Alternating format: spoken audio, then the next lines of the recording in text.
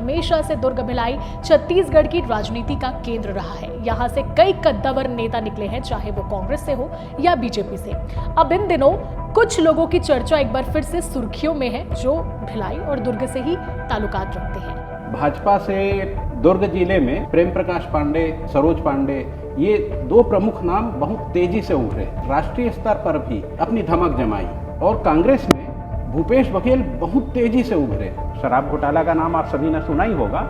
उसमें एक बड़े आरोपी के रूप में चैतन्य बघेल को भी पेश किया ईडी ने, और वो करीब 6 महीने तक इस मामले में जेल में रहे। फिर उनको जमानत मिली। वो एक प्रकार से उसको चैतन्य बघेल की राजनीति में लॉन्चिंग के तौर पर देखा गया।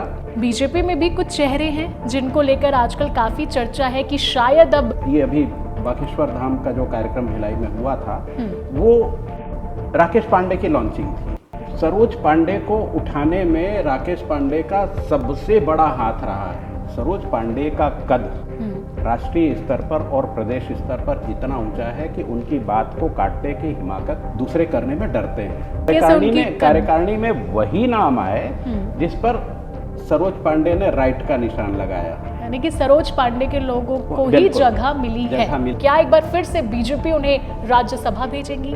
भाजपा के जिला अध्यक्ष पुरुषोत्तम देवांगन हो, दुर्ग के जिला अध्यक्ष कौशिक हो, सरस्वती बंजारे हो, ये पहले संगठन पे ही काम किया करते थे, लेकिन अब पिछले अभी कुछ दिनों से ये दिख रहा है कि शिफ्ट हो रहे हैं, वो शिफ्ट हो रहे हैं और लगभग हो गए हैं। वैशाली नगर के जो विधायक हैं, उनके काम करने का तरीका एकदम जुदा है।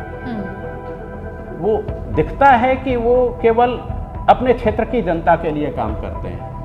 कई बार तो ऐसा भी लगता है कि वो यदि वास्तव में कोई दुखी है, परेशान है, तो वो फिर वो विधानसभा की सीमा भी लांघ जाते हैं। आज देवेंद्र यादव को सर, ये अगर हम कहें कि राष्ट्रीय लेवल के वो नेता बन चुके हैं, तो ये बिल्कुल गलत नहीं होगा। कांग्रेस में आज देवेंद्र यादव जैसे नेताओं की सख्त जरूरत है। दुर्ग से आने वाले इकलौते मंत्री की गजेंद्र यादव, जो अभी इन दिनों जम्बूरी विवाद में काफी ज्यादा फंसे हुए नजर आ रहे हैं। गजेंद्र यादव एक्चुअली संगठन के भी व्यक्ति सीधे तौर पर नहीं रहे हैं। राजनीति का बहुत ज्यादा ज्ञान उनको नहीं रहा है।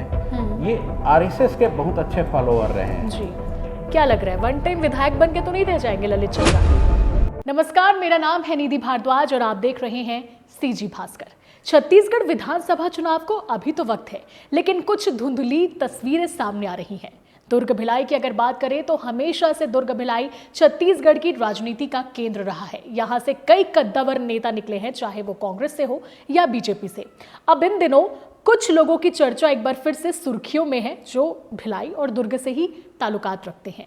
सबसे पहला नाम हम लेंगे भूपेश बघेल, जो कि पूर्व मुख्यमंत्री हैं, उनके बेटे चैतन्य उर्फ बिट्टू बघेल का, जो हाल ही में जमानत पर जेल से रिहा हुए हैं। वहीं दूसरी ओर बागेश्वर धाम की चर्चा भी खूब है, क्योंकि आप तो जानते हैं किस तरीके की बयानबाजी हुई थी जब यहाँ पर पंडित धीरेन्द्र शास्त्री की कथा आयोजित की गई। इस आयोजन को करवाने वाले थे राकेश पांडे, जो कि सरोज पांडे के बड़े भाई हैं और वर्तमान में खाद्य ग्राम उद्योग के अध्यक्ष। इन दोनों के अलावा कुछ नामों की चर्चा लगातार राजनीतिक गलियारों में हो रही है। अब इन सभी के पीछे राजनीतिक मायने क्या है, इस रिपोर्ट में समझने की कोशिश करेंगे, और ये सब बताने के लिए मेरे साथ मौजूद हैं सीजी भास्कर के हमारे editor in chief Jitendra Sharma ji. नमस्कार सर, सीधे मुद्दे की बात, छत्तीसगढ़ की राजनीति में इन दिनों क्या चल रहा है? चाहे आप बीजेपी से शुरू करना चाहते हैं तो बीजेपी से ही बात कर लेते हैं, क्योंकि सत्ता में बीजेपी है और बीजेपी हमेशा अपने नए प्रयोग के लिए जानी जाती है। आप क्या समझ पा रहे हैं?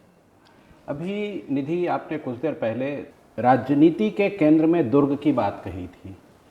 ये छत्तीसगढ़ राज्य बनने के बाद की स्थिति नहीं है, उसके पहले भी दुर्ग एक प्रकार से पहले कांग्रेस का गढ़ रहा है, और यहाँ से कांग्रेस का नेतृत्व करते रहे हैं वासुदेव चंद्राकर पर्दे के पीछे से, और चंदूलाल चंद्राकर यहाँ से सांसद रहे हैं, जिसको छत्तीसगढ़ राज्य निर्माता के जो बड़े लोग थे, उनमें उनका भी नाम बहुत सम्मान से लिया जाता है।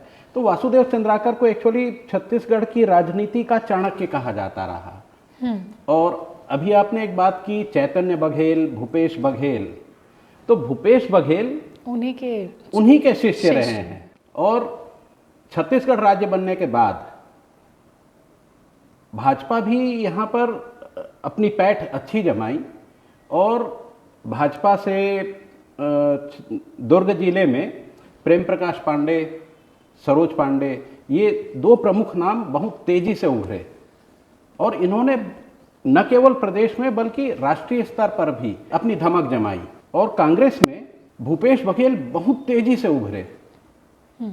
खास तौर पे जो झीरम कांड हुआ था उसके बाद भूपेश बघेल को प्रदेश का अध्यक्ष बनाया गया। उन्होंने काफ़ी संघर्ष किया, भाजपा के खिलाफ आंदोलन किए और फिर उनको जब कांग्रेस बहुमत में आई तो उनको सीधे सीधे मुख्यमंत्री के तौर पर पेश कर दिया गया और फिर उन्होंने बहुत तेज़ी से काम किया और बहुत तेज़ी से अपना नाम उभारा।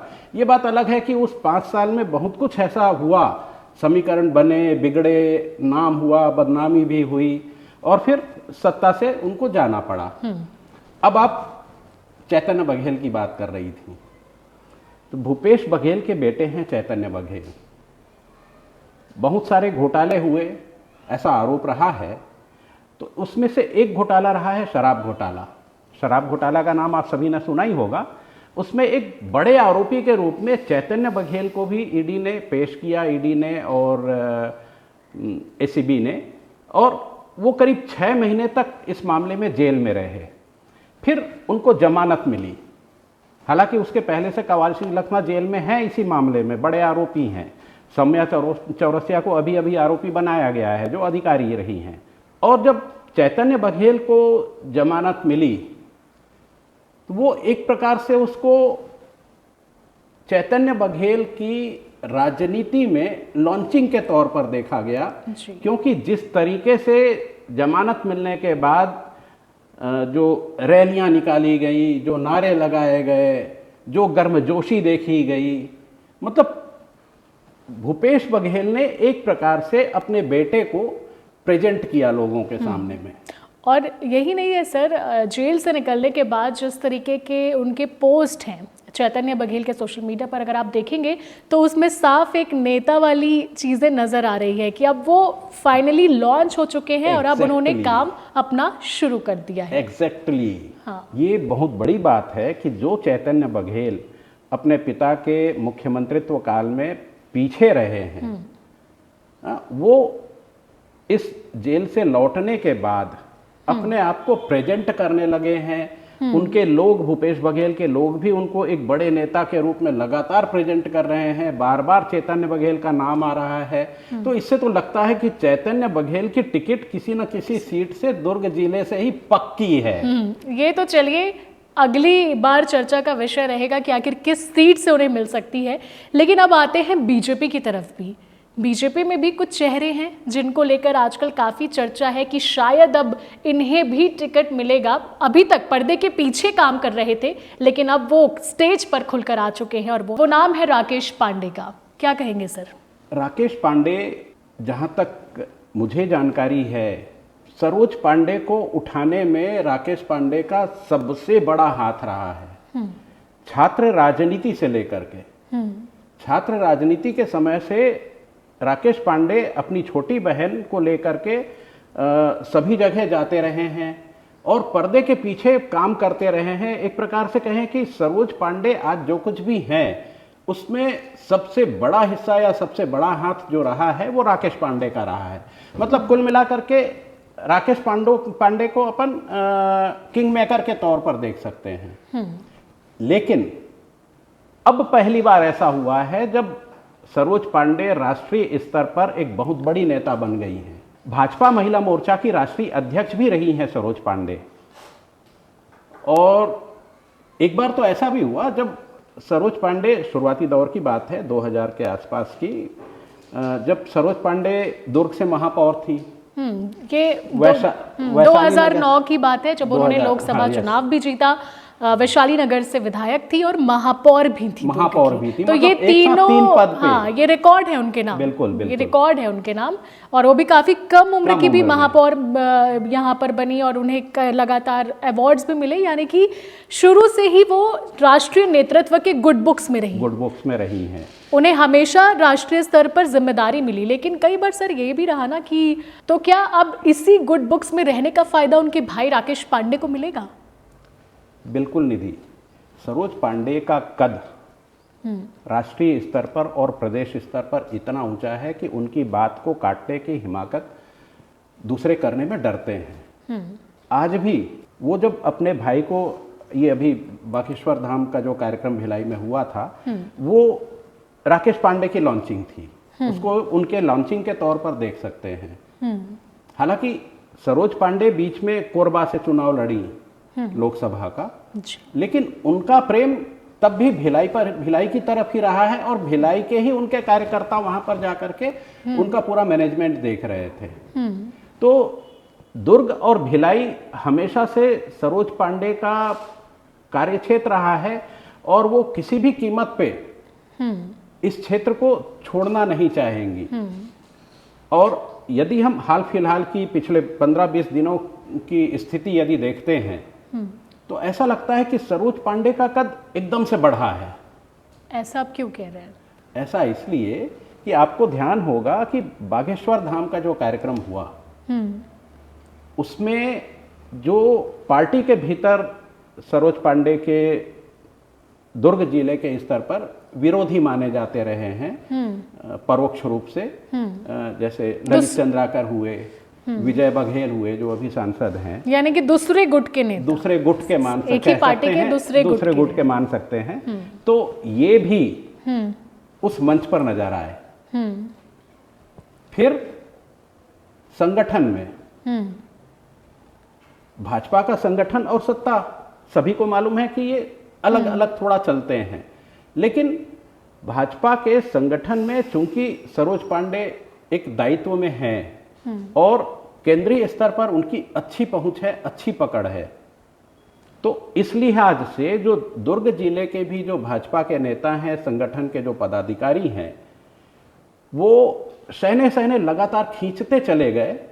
और बागेश्वर धाम का जो कार्यक्रम हुआ, उसमें स्पष्ट नजर आने लगा कि चाहे वो भिलाई भाजपा के जिला अध्यक्ष पुरुषोत्तम देवांगन हो, दुर्ग के जिला अध्यक्ष कौशिक हो,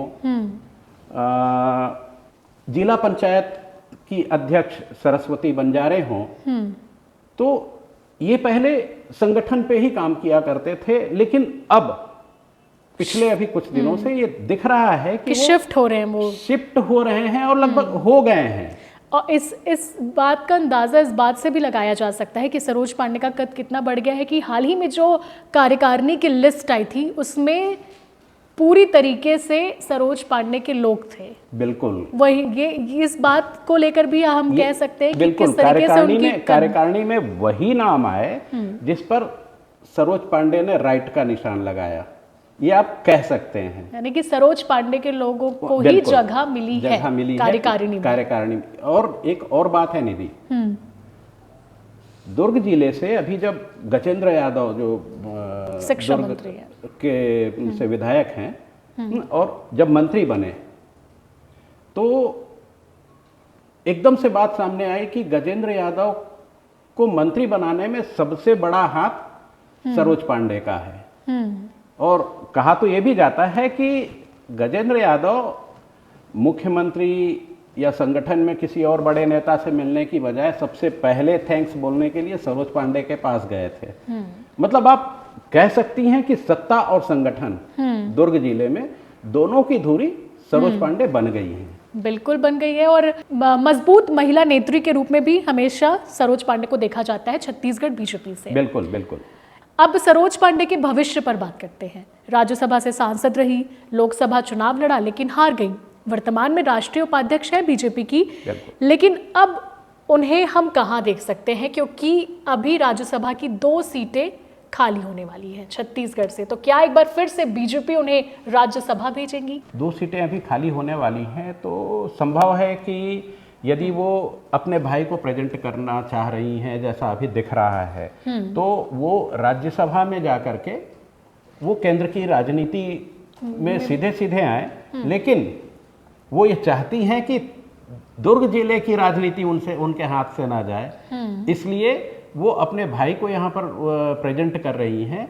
और ये लगभग स्थिति जो सरोज पांडे का जो कद है, काठी है उनका संगठन में और राष्ट्रीय स्तर पर भाजपा नेतृत्व में, तो वो उनके नाम पर उनके भाई राकेश पांडे को दुर्ग जिले में किसी न किसी सीट से टिकट जरूर मिलेगी। परिसीमन की भी बात सामने आ रही है कि अब आने वाले विधानसभा चुनाव में कुछ सीट्स बढ़ेंगी और शायद उन सीट से भी उन्हें मौका मिल सकता है, या हाँ कहीं से भी मिल सकता है, वो चाहे भिलाई नगर का हो सकता है, वैशाली नगर भी दो भागों में शायद बंटने का है, दुर्ग भी बंटने का है।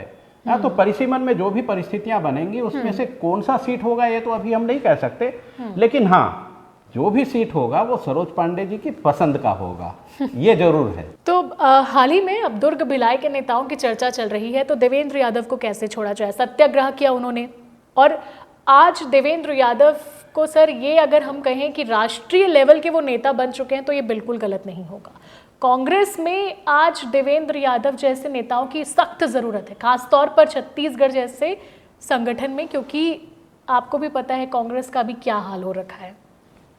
देवेंद्र यादव निसंदेह बहुत कम उम्र में बहुत तेजी से उभरे हुए नेता हैं।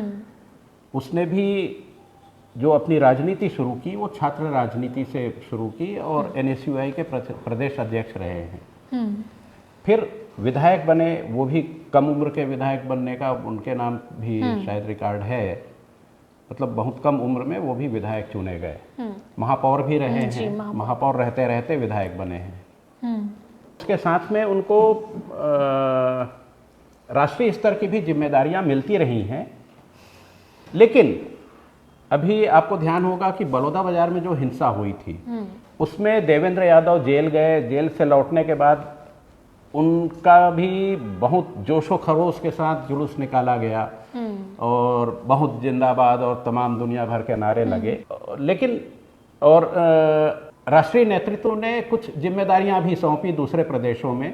बिलासपुर से भी उनको चुनाव लड़ाया गया लोकसभा का, और वहां पर भी प्रदर्शन उनका बहुत कमजोर नहीं कहा जा सकता। दुर्ग से जाकर के जब वो बिलासपुर में चुनाव लड़ रहे हैं, इनफैक्ट सर अभी भी वो बिलासपुर में जाके काम करते हैं। कई नेता हाँ। चुनाव हारने के बाद उस जगह को भूल जाते हैं, लेकिन देवेंद्र यादव अभी भी वहां पे अपनी पैठ बनाने में लगे हुए बिल्कुल लगे हुए हैं। हाँ। बिल्कुल बिल्कुल। लेकिन एक चीज और है कि अभी कुछ दिन पहले देवेंद्र यादव एक अनशन पर बैठे हुए थे, उसी सत्याग्रह की बात कर रही थी। बिल्कुल बिल्कुल। हाँ, तो उसको बहुत ज्यादा सक्सेस नहीं कहा जा सकता। हालांकि बड़े नेता आए उस मंच पर, नहीं भले वो सर सक्सेस ना हो, लेकिन जिस मांग को लेकर वो बैठे थे उससे लोगों की तरफ उसका आकर्षण गया, क्योंकि वो जो मांग थी वो BSP प्रबंधन से थी, BSP एम्प्लॉयज के लिए, भिलाई सिटी को बचाने के लिए, जिसके लिए भिलाई जाना चाहता है पूरे देश भर में। ये ना थोड़ा सा इसमें मैं कुछ और बात करना चाहूँगा कि उसने कोशिश की भिलाई की जनता से कनेक्ट होने के लिए, उनके प्रॉब्लम्स को उठा करके बात सामने लाने की, लेकिन उनके मंच पर आपने देखा होगा कि कांग्रेसी बहुतायत में थे, जनता नहीं थी। हाँ। जनता वहां पर नजर नहीं आई, जनता नजर नहीं आई, लेकिन कोशिश की जनता से कनेक्ट करने की, क्योंकि लगातार बिहार चुनाव के भी वो प्रभारी रहे हैं। वहां पे भी टिकट बेचने का आरोप हालांकि उन पर लगा, लेकिन इतनी बात समझ आ गई है कि जैसे आपने कहा बहुत ही कम उम्र में वो पहुंच चुके हैं ऊपर तक। तो छत्तीसगढ़ में भी पहचान उसने बना तो छत्तीसगढ़ कांग्रेस में भी भविष्य उनका काफी स्ट्रांग नजर आता है, क्योंकि दीपक बैज की एक लिस्ट वायरल हुई थी, हालांकि बाद में डिलीट हो गई, जिसमें कार्यकारी अध्यक्ष के तौर पर देवेंद्र यादव को नियुक्त किया गया है। मतलब आप इससे अंदाजा लगा सकते हैं कि यदि दीपक बैज जो प्रदेश कांग्रेस के अध्यक्ष हैं, उनके आंखों में भी देवेंद्र यादव किरकिरी बन रहे हैं, कह सकते हैं। हम विश्लेषक हैं तो हमारा काम ही है विश्लेषण करना। तो एक प्रकार से यदि ऐसी कोई भावना होगी तभी उसने उसको कार्यकारी अध्यक्ष के तौर पर दिखाने की कोशिश की, बताने की कोशिश की। हालांकि वो पोस्ट डिलीट हो गई या उनकी खींच हो। जी जी। तो है कि भविष्य में कुछ अच्छा तगड़ा रिजल्ट मिलेगा देवेंद्र यादव की तरफ से। खैर, इसके अलावा वैशाली नगर के विधायक हैं रिकेश सेन, काफी सुर्खियों में रहते हैं अपने कामों को लेकर, उन्हें लेकर क्या कहेंगे? देखिए, वैशाली नगर के जो विधायक हैं उनके काम करने का तरीका एकदम जुदा है। वो दिखता है कि वो केवल अपने क्षेत्र की जनता के लिए काम करते हैं जी। कई बार तो ऐसा भी लगता है कि वो यदि वास्तव में कोई दुखी है, परेशान है, तो वो फिर वो विधानसभा की सीमा भी लांघ जाते हैं। और वो उनके लिए खड़े हो जाते हैं, चाहे जैसा भी हो सहयोग करने की कोशिश करते हैं। अब वैशाली नगर अपने जो क्षेत्र है उसके लिए वो इतनी सारी ऐसी हाल ही में योजनाएं लेकर के आ रहे हैं जिसकी मतलब कल्पना, 1 रुपए में एक्सरे, वही तो मतलब कल्पना भी आदमी नहीं कर सकता। हाँ, ये काफी इंटरेस्टिंग था। 1 रुपए में एक्सरे ब्लड कैंप भी लग रहा है लगातार। उनके विधानसभा के जो रहवासी हैं उनके लिए बहुत सारे बेनिफिट्स। एक आम आदमी जब पैथोलॉजी लैब जाता है, तो आपको पता होगा निधि, वो कितनी बार सोच करके जाता है कि अमुक जांच का मेरे को कितना पैसा लगेगा, क्या लगेगा। और वो रोज अपने कार्यालय में ये काम करा रहे हैं, वो भी निःशुल्क। महिलाओं के लिए ये योजना लेकर के आए हैं। मतलब वो रोजगार भी देख रहे हैं। कुल मिलाकर के कह सकते हैं एक बड़ी बात सर इसमें ये है कि हाल ही में उन्होंने घोषणा की है गदा चौक से जो बिलाइट, जो ट्विन सिटी है, फ्लाईओवर बनाने की, जो एक बहुत बड़ी बात है। अगर ये बन गई तो निश्चित ही बहुत बड़ा नाम रिकेश सेन का होगा। जनता के मन में उनको लेकर चीजें काफी बढ़ जाएंगी। अगर वो फ्लाईओवर समय रहते बन गया तो इसका फायदा चुनाव में भी उन्हें मिल सकता है। सड़कें भी चकाचक करवा रहे हैं वो तो बिल्कुल। और मैं अभी वही मैं कह रहा था कि रिकेश एक ऐसा शख्स के रूप में उभर रहे हैं जो हर वर्ग के लिए काम कर रहे हैं।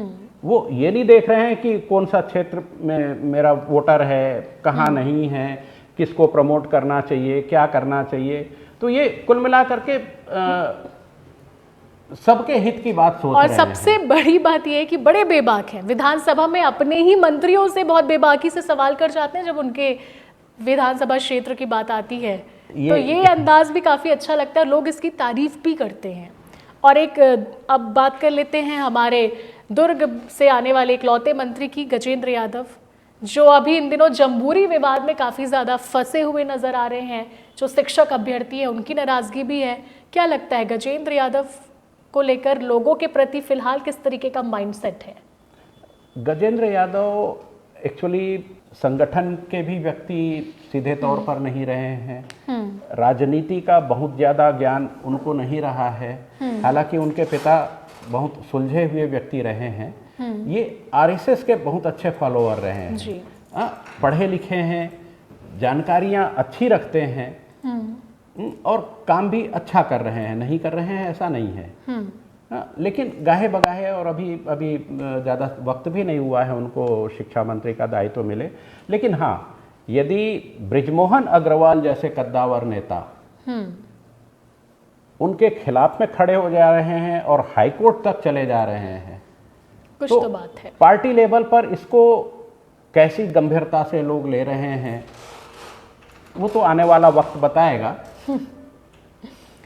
दुर्ग ग्रामीण के विधायक ललित चंद्राकर सबसे फिलहाल शांत दिखते हैं। पब्लिक डोमेन में भी उनकी चर्चा इन बाकियों से काफी कम है।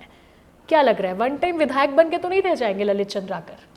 ललित चंद्राकर जी लगे हुए हैं, कर रहे हैं कोशिश, मेहनत कर रहे हैं। बहुत कुछ काम उनके सामने नहीं आते हैं। लेकिन अब देखते हैं वक्त का करवट किस तरफ बैठता है। हाँ, तो कुल मिला के आज आपसे बातचीत करके ये समझ आया कि दुर्ग भिलाई में फिलहाल जो एक स्ट्रॉन्ग चेहरा है जिसकी पकड़ काफी ज्यादा अभी भी मजबूत है, वो है सरोज पांडे। प्रदेश से लेकर राष्ट्रीय स्तर तक उनकी पकड़ की एक और उदाहरण आपको देना चाहूंगा मैं। भारतीय जनता युवा मोर्चा भाजयुमो है जो, उसमें पदाधिकारी बनाने की जो अधिकतम आयु है वो 33 साल है।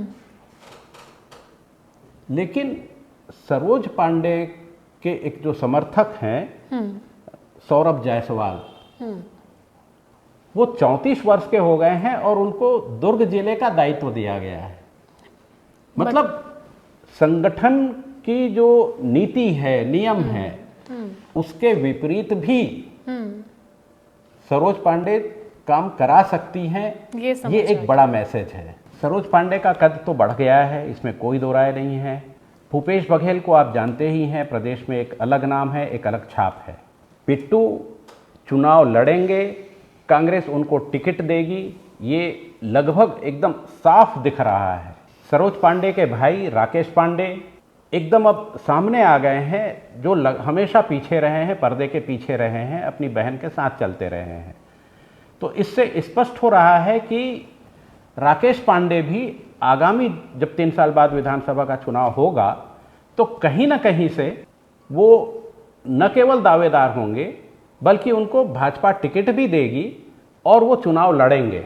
ये बात अलग है कि जीत किसकी होती है और हार किसकी होती है, लेकिन आज जो दिख रहा है वो यही सब कुछ है। तो ये तो बस हमारा अनुमान था, जैसे कि मैंने शुरुआत में कहा, हमने अभी इलेक्शन की धुंधली तस्वीर पर बात की, लेकिन आने वाले वक्त में पिक्चर क्लियर हो जाएगी। उम्मीद है आपको हमारा ये विश्लेषण पसंद आया होगा। अगर आपने हमारा चैनल सीजी भास्कर अब तक सब्सक्राइब नहीं किया है तो सब्सक्राइब जरूर करें और साथ ही साथ इस वीडियो को ज़्यादा से ज़्यादा शेयर करें। मैं थी निधि भारद्वाज और ये थे मेरे साथ जितेंद्र शर्मा। नमस्कार, जय हिंद, जय भारत, जय छत्तीसगढ़।